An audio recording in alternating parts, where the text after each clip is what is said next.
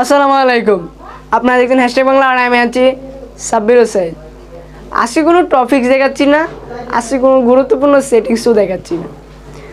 আমি আজকে নিজে একটা খুব বড় একটা বিপর্যয়ে পড়ে আছি, কারণ ইউটিউব এমন একটা প্ল্যাটফর্ম, সেখানে যতক্ষণ পর্যন্ত আপনি ইউটিউবের রুলস নিয়ম মেনে কাজ না করবেন এতক্ষণ পর্যন্ত আপনি সফল হতে পারবেন না। আমি প্রায় ইউটিউবের সকল নিয়ম মেনেই মেনটেন করে আমি ভিডিও আপলোড করতাম, কিন্তু আমার জাস্ট একটা ভুলের কারণে আজকে আমার চ্যানেলে কপিরাইট স্ট্রাইক চলে আসছে। আমি হতাশ হয়ে পড়েছিলাম যে আমি কি করব এখন, কারণ আমার চ্যানেলে কপিরাইট স্ট্রাইক আসা মানে আমার যে স্বপ্নটা ছিল স্বপ্নের অর্ধেকটা কোটি ভেঙে যাওয়া। সো আপনাদের ভাষায় আমি আবার সেই স্বপ্নের কোটিটা জোড়া দিয়েছি, এবং সেই জোড়া দেওয়ার কী করে আমি দিয়েছি সেগুলো আজকে আমি আপনাদেরকে বলবো। আমার চ্যানেলে যে কী কারণে এই কপিরাইট স্ট্রাইক এসেছিল, আর আমি কি করে কপিরাইট স্ট্রাইক থেকে আমার চ্যানেলকে মুক্ত করেছি, আর কেনই বা কে আমাকে এই কপিরাইট স্ট্রাইক দিয়েছিল। সো আমি এই ভিডিওতে আপনাদেরকে কিছু এরকম টপিকস দেখাবো বা এরকম কিছু কথা বলবো যে কী কারণে আমার এই চ্যানেলটা এরকমভাবে ক্ষতিগ্রস্ত হলো। তো সব কিছু আমি আপনাদেরকে এই ভিডিওতে দেখাবো, তবে এই ভিডিওটি অবশ্যই আপনাদের খুব গুরুত্বপূর্ণ হতে চলে। যারা নতুন ইউটিউবার রয়েছে তাদের জন্য আজকের ভিডিওটা খুব স্পেশালিস্ট। সো আজকের ভিডিওটা মনোযোগ সহকারে দেখার চেষ্টা করবেন। আমি প্রায় অনেক দিন আমার চ্যানেলে দেখবেন, আপনি যদি আমার চ্যানেলটি ঘুরে আসেন তাহলে দেখবেন প্রায় 20 থেকে 40টা 50টা ভিডিও আপলোড করা হয়েছে ইতিমধ্যে। তার ভিতরে একটা কপিরাইট স্ট্রাইক আসছে। জাস্ট একটা কপিরাইট ক্লেম আসছিল, বাট এই ক্লেমের যে ভিডিওটা আসছিল সেটা আমি ডিলিট করে দিয়েছিলাম, এবং এই ক্লেমের কারণে আমার যে চ্যানেলটা রয়েছে এখানে একটা কপিরাইট স্ট্রাইক চলে আসছে। আমার ভিডিওর টপিকসটা ছিল এরকম যে কী করে আমরা কাইনমাস্টার প্রো ডাউনলোড করব। আমি এখান থেকে কোনো ধরনের কোনো ব্যক্তির কোনো কিছু কপি করি নাই, জাস্ট আমি নিজের মতো করে নিজে তৈরি করেছিলাম ভিডিওটা, কিন্তু এই ভিডিওটা তারপরেও আমার কপিরাইট এসেছিলো। এমনকি এই ভিডিওটার কারণে আমার চ্যানেলে কপিরাইট স্ট্রাইকও চলে আসছে, যার পর আমি হতাশ হয়ে পড়েছিলাম। তারপর আমি কি করলাম সেটাই আমি আপনাদেরকে একটু বলবো। কপিরাইট যখন আমার কাছে স্ট্রাইক আসলো, আমি দেখলাম যখন যে স্টুডিও ড্যাশবোর্ড রয়েছে সেখানে যাওয়ার পরে দেখলাম যে লাল একটা বৃত্তর মতো নিয়ে যায়, এরকম দেখতে পাচ্ছেন যে কপিরাইট স্ট্রাইকটা ঠিক এরকমই ছিল আমাদের যে কপিরাইট স্ট্রাইকটা ছিল। তারপর আমি কি করব, আমি যখন জিমেলও দেখলাম যে জিমেলও আমার একটা এরকম কপিরাইট স্ট্রাইকের একটা মেসেজ চলে আসছে, জিমেল চলে আসছে। আমি জিমেলও করলাম তাকে। আমি প্রথমে ওই যে কপিরাইট স্ট্রাইক চলে আসছিল, যে কপিরাইট স্ট্রাইক দিয়েছিল মূলত কাইনমাস্টার, যে আমি এপিকে পিওর নামে যে একটা ওয়েবসাইট দিয়েছিলাম সেই ওয়েবসাইট থেকে আমাকে যে স্ট্রাইকটা দিয়েছিল।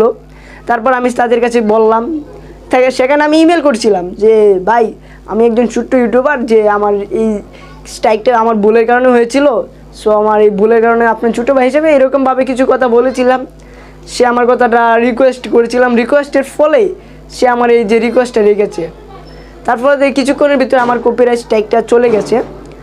সো আমি যে এই এক্সপিরিয়েন্সটা হয়েছে তা থেকে আমি আপনাদেরকে কিছু শেখাতে চাচ্ছি যে ইউটিউবে কপিরাইট ক্লেম এমন একটা বিষয় যে আপনি অন্যের ভিডিও যখন আপনি নিজের চ্যানেলে আপলোড করবেন তখন সেটা কপিরাইট ক্লেমে পরিণত হবে। সেটা হোক 2 সেকেন্ডের ভিডিও, সেটা হোক 2 ঘন্টার ভিডিও, সেটা ফ্যাক্ট নয়। ফ্যাক্ট হচ্ছে আপনি অন্যের ভিডিও কোনোভাবে আপনার নিজের ভিডিওতে ইউজ করতে পারবেন না।